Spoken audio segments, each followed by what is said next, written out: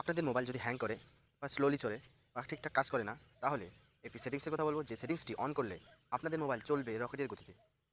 এর জন্য তোমাদের ফোনের সেটিংয়ে চলে আসবে। আসার পর এখানে অ্যাবাউট ফোন নামে একটা অপশন দেখতে পাবে, সেখানে ট্যাপ দিবে।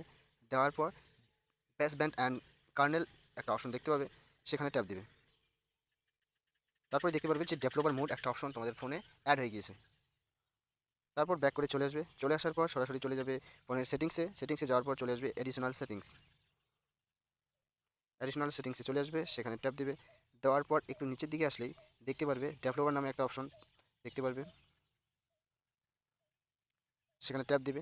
দেওয়ার পর তোমাদের সামনে যে পেজটা চলে আসবে, একটু নিচের দিকে চলে আসবে।